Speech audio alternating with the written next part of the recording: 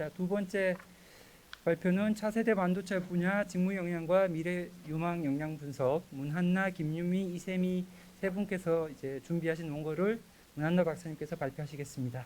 네, 안녕하세요. 한국직업능력연구원의 문한나입니다.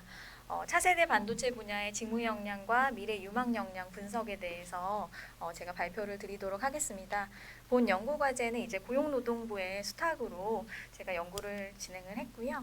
우선은 이제 바이든 행정부가 반도체 수급은 이제 국가의 안보와 직결이 된다라고 해서 이제 실리콘 내셔널리즘을 선포를 했어요. 그래서 인프라 투자 계획 하에 이제 반도체 산업의 예산 지원을 발표를 했습니다. 이에 따라서 사실상 미국의 바이든 행정 명령에 따라서 글로벌 가치 사슬이 이제 재편되고 또 확대될 예정입니다. 그래서 현재 뉴스에서 많이 보시는 것처럼 한국의 반도체 산업에 어떠한 큰 영향을 미치고 있습니다. 현재는 이제 대만이나 저희 한국과 같은 아시아에 집중된 반도체 제조를 이제 미국 내에서 생산하는 것을 미국 정부가 적극 지원함으로써 반도체 기업은 이제 한국의 반도체 기업은 추격을 당할 수도 있는 그런 상황에 처해 있습니다. 기존의 반도체 분야와 차세대 반도체 분야는 조금 다른데요. 차세대 반도체 같은 경우는 어떠한 인공지능이라던가 이제 차세대 네트워크가 접목된 그런 분야입니다. 따라서 이제 좀 기존의 반도체와는 좀 차별화된 그런 직무 역량 그리고 영역 정의가 필요한 상황입니다.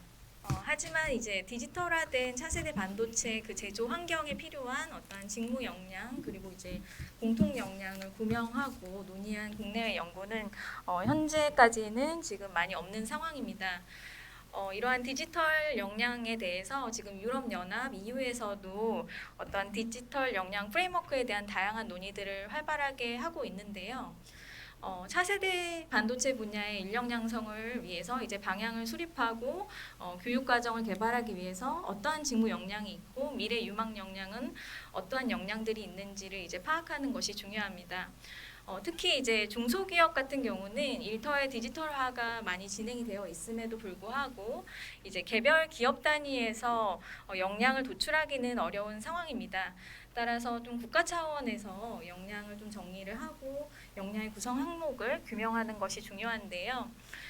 세부 연구 목적으로 이제 기존에 저희가 풀링한 역량 초안을 활용을 해서 차세대 반도체 분야의 직무 역량의 정의와 영역을 재구성하고 이제 이외의 델파이 조사를 토대로 내용 타당도를 조사를 했습니다. 사실상 이제 저희가 이 차세대 반도체, 그러니까 기존의 반도체에서 차세대 반도체로 이렇게 전환이 되면서 트랜지션이 되면서 사실상 직무가 변화하고 있고 이제 이와 관련된 어떠한 역량들이 필요한지를 확인하는 작업이 굉장히 중요한데요. 기술의 변화는 개별 근로자의 역량 프로파일링에 이제 변화를 가지고 옵니다. 따라서 이제 디지털화된 일터 안에서 빅데이터를 활용한다거나 AI를 활용한다거나 이로 인한 이제 반도체 산업의 변화가 일어나고 있고 또 직무도 변화가 일어나고 있습니다. 그래서 차세대 반도체의 비중이 확대됨에 따라서 이제 융복합 직무의 출현이 일어나고 이로 인한 이제 업스킬링, 역량의 향상은 매우 중요한 상황입니다. 차세대 반도체는 사실상 인공지능이 결합이 됐다거나 어떠한 기술과 관련된 신기능이 결합이 돼서 어떠한 성능과 소모 전략을 개선해서 고도화된 분야 그리고 미래의 신시장 분야의 주요 기계의 부품이 되는 어떠한 반도체를 개발 또는 제조하는 그런 산업입니다. 따라서 이제 차세대 반도체 산업 범위는 이렇게 다기능 집적 반도체를 생산하기 위한 소재 부품 장비, 설계 기술 관련 산업 등 이러한 다양한 산업들이 있다라고 보시면 될 것 같고요. 그래서 이제 저희가 직무 역량 풀링을 하기 위해서 산자부에서 정리를 해놓은 차세대 반도체 직무 분류 7가지 그리고 이제 저희 국가직무능력 표준의 능력 단위를 매칭을 해가지고 풀링을 했습니다. 그래서 2번의 전문가 회의를 거쳐서 60개 능력 단위 중에서 이제 51개를 선정을 했고요. 그리고 이제 미래 유망 역량 같은 경우는 이제 WF에서 발표한 미래 유망 역량 10개 이거를 이제 저희가 조금 더 세분화하고 재구조화해서 기술적 요소와 비기술적 요소로 분류를 했고요. 그리고 이제 국가직무능력 표준에 있는 직업기초 능력도 포함을 시켰고, 또한 기존의 문헌에서 이제 핵심 역량 그리고 디지털 역량의 정의나 내용을 분석을 해서 중요 기술 요소에 대한 내용을 좀 정리를 했습니다. 따라서 이제 저희가 그 전문가분들의 내용 타당도를 거쳐서 이제 반도체 분야의 미래 역량, 유망 역량을 좀 도출을 했고요. 연구의 방법은 저희가 이제 전문가 패널링을 했는데, 이 패널을 구성을 할 때에는 좀 10년 이상의 반도체 분야에 이제 종사를 한 기업 현장에서 근무를 하신 근무 경험자로 구성을 했고요. 총 2회에 걸쳐서 이제 이 패널 분들에게 질문지를 보내서 델파이 조사를 실시를 했습니다. 그래서 2차에 걸쳐서 진행된 델파이 조사 내용을 토대로 저희가 이제 각 문항별로 평균, 표준 편차, 중앙값, 채빈값, 내용 타당도 비율, CVR 값을 산출을 했습니다. 결과를 보시면 이제 다음과 같은데요. 내용 타당도 그 기준치를 수렴하지 않는 0.75 미만의 그러한 직무나 NCS 세분류는 저희가 이제 1차 조사에서 탈락을 시켰고요. 그래서 2차 조사에서는 이제 반도체 장비 분야가 다 빠져 있는 것을 보실 수가 있고요. 그래서 이제 최종적으로는 이제 4개의 직무, 연구개발, 설계 디자인, 이제 시험 평가 검증, 그리고 생산 기술, 그리고 이제 이 직무에 해당되는 그 세분류와 능력 단위가 이제 저희가 정리가 되었습니다.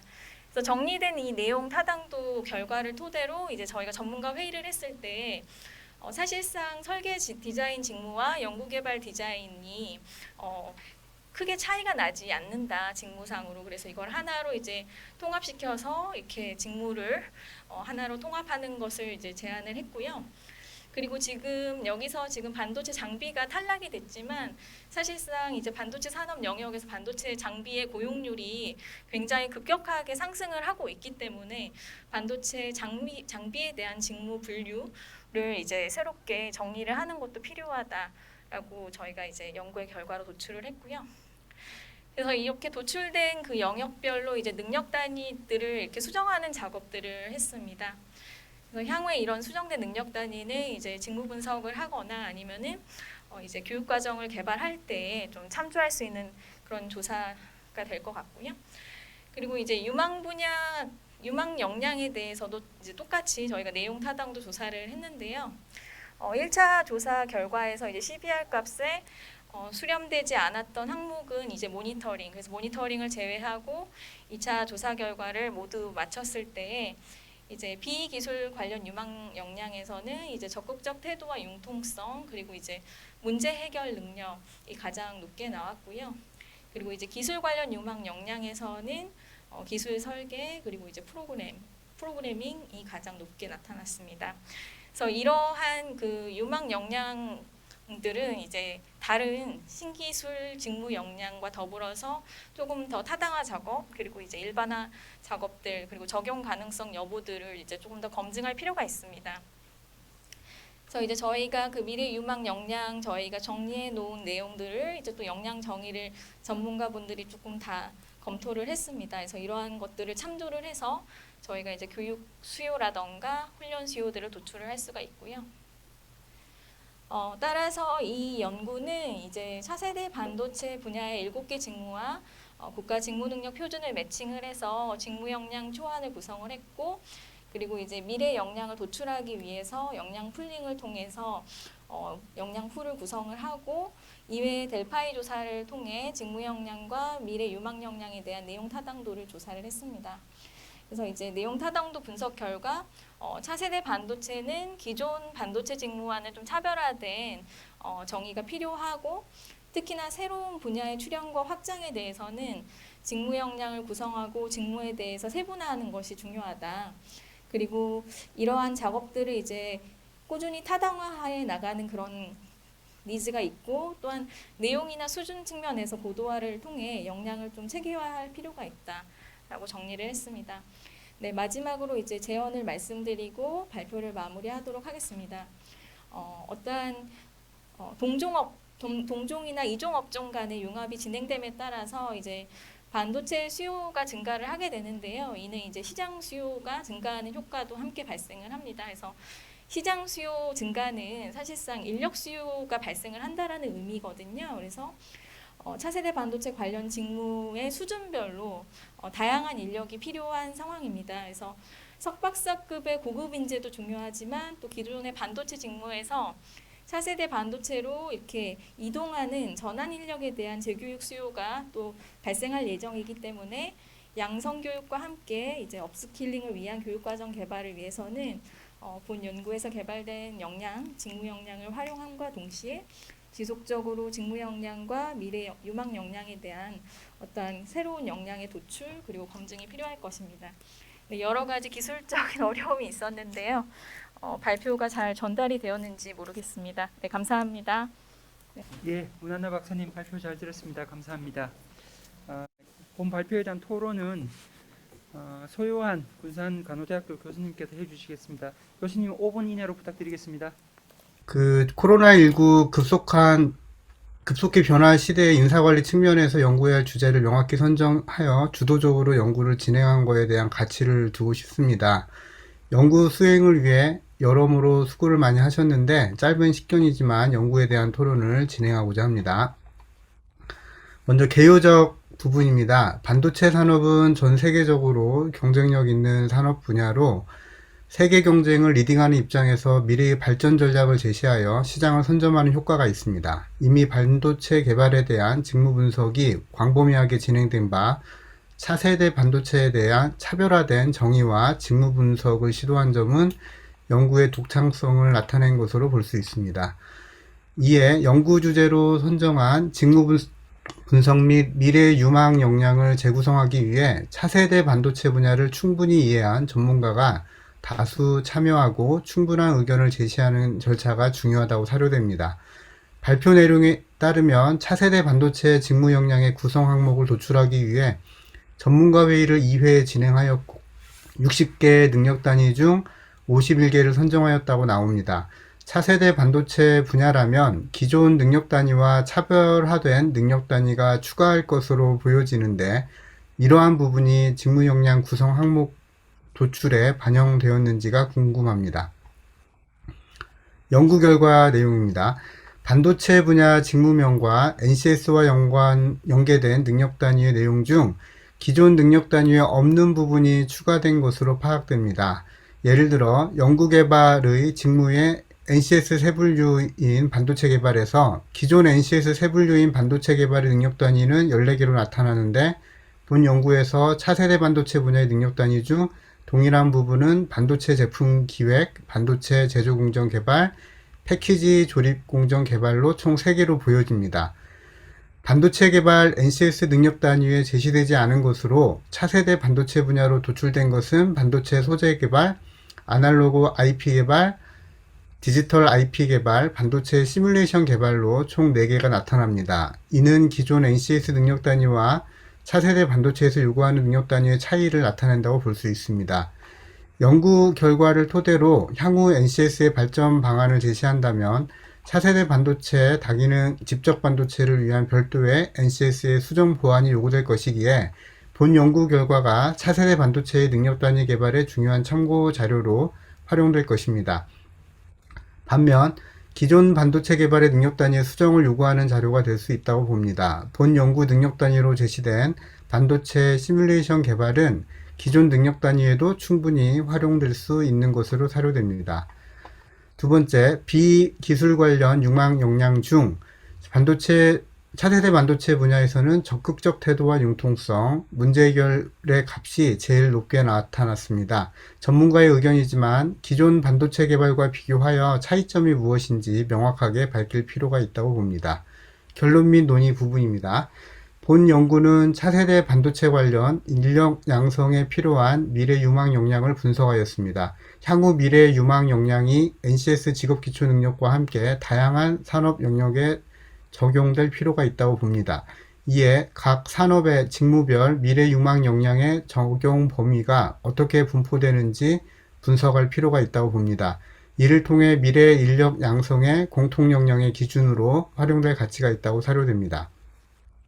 본 연구는 차세대 반도체 분야로 한정하였으나 국가에서 제시한 차세대 산업 분야가 발굴되고 있습니다. 특히 미래 융합 역량에 대해서는 산업별 특성이 구분될 수 있는 역량인지 파악하는 것도 향후 연구를 위한 과제로 고려할 수 있을 것 같습니다.